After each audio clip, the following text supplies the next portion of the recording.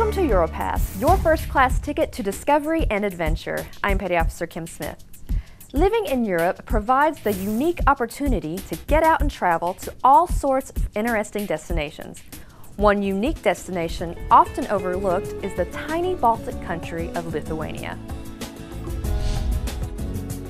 Lithuania is located in the Baltic region of Europe, and Vilnius is the capital.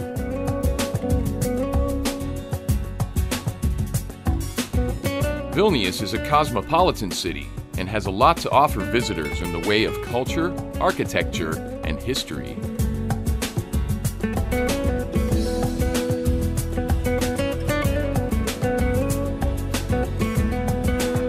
While Vilnius is small enough to walk around and explore in a day, one great way to learn about the city is on a guided tour. I'm the guide, and today we are in the central place of Vilnius city. It is our historical center of Vilnius city. Century, when Lithuania was annexed to the Empire of Russia, almost the whole border was destroyed on the basis of the argument that air linged among the closed. In front of us, there is our town hall, which was reconstructed many times by our local architect, Laurynas Gucevičius. And over the 6 Doric order columns in the pediment, you can see our coat of arms of Vilnius city picturing Saint Christopher with a little Jesus on his shoulder. It is our coat of arms of Vilnius city.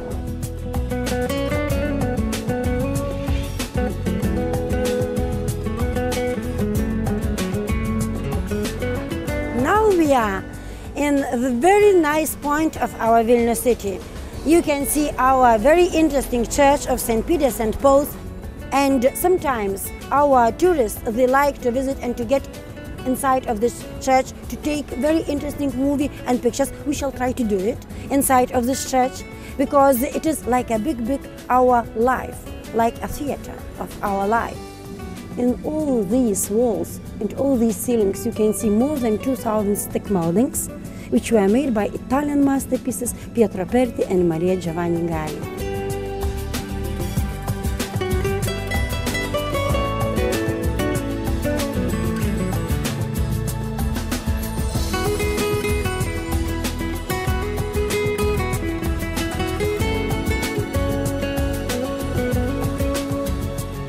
Behind me you can see this our belfry, the cathedral square, and from that side you can have a look to our very interesting hill, Gediminas Hill. It's very splendid panorama from the top of this hill.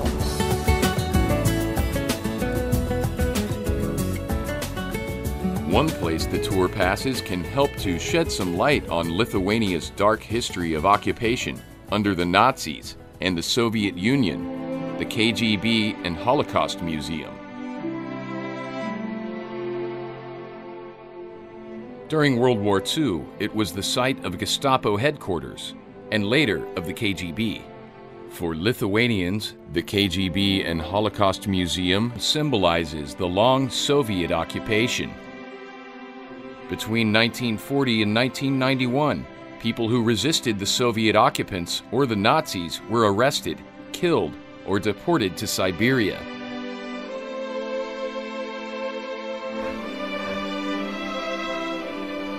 We're in the prison and you see many cells.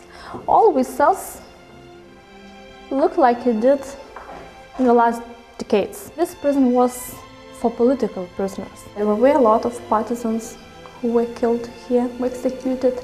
Almost all Lithuanians, we all have some connection with people who were deported, were imprisoned. For example, my grandfather's brother was also a partisan. He was a very young boy. He was 18 years old and he was killed. And also his body was shown in the main square of the village. And because he was a partisan, his family was deported. And many of us were deported, were imprisoned. Many of them died because of starving illnesses. So we need to show for all the world.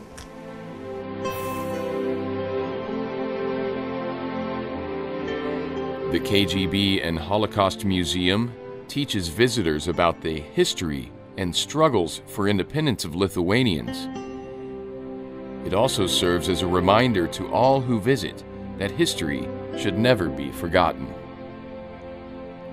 Lithuania is so full of history that it's even possible to get a glimpse into what life was like in the area in a much more distant past, like 50 million years ago. Lithuania is well known for amber, and there's no better place to learn about amber than the Amber Museum in Vilnius. You can see very, very interesting present from Baltic Sea, the drops of amber. The resin was very sticky, and the fly go and stick here, and another portion resin go and closed, and it will be and stay a little bit and dead. And the best inclusion is when death is very good. This is very, very expensive. If you dead not good, not expensive. If you did very good, very expensive. While visiting Lithuania offers a unique experience, some service members have the wonderful opportunity to live and work there on special duty assignments at the U.S. Embassy in support of the Defense Attaché System. The Defense Attaché System is an important component of the mission of diplomacy U.S. embassies carry out throughout the world.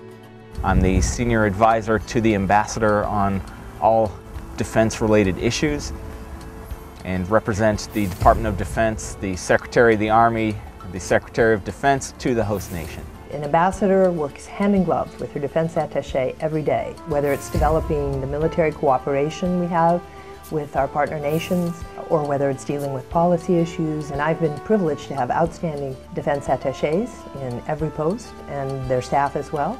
And I've really enjoyed working in that way with them.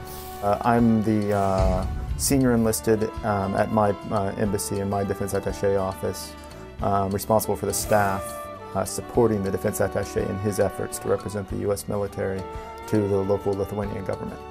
Service members selected for these special duty assignments can find themselves stationed in all sorts of unique locations. Every place that we have an embassy in Europe, short of the Vatican, we have a Defense Attaché office. Currently, throughout the world, there's 138 different postings, some as remote as Fiji. Working for the Defense Attaché System in support of U.S. ambassadors offers service members a unique and enriching career opportunity. Gives us an opportunity to get to know a foreign culture very deeply. It's an opportunity to serve independently and make a big impact on U.S. foreign policy, defense policy to a foreign nation.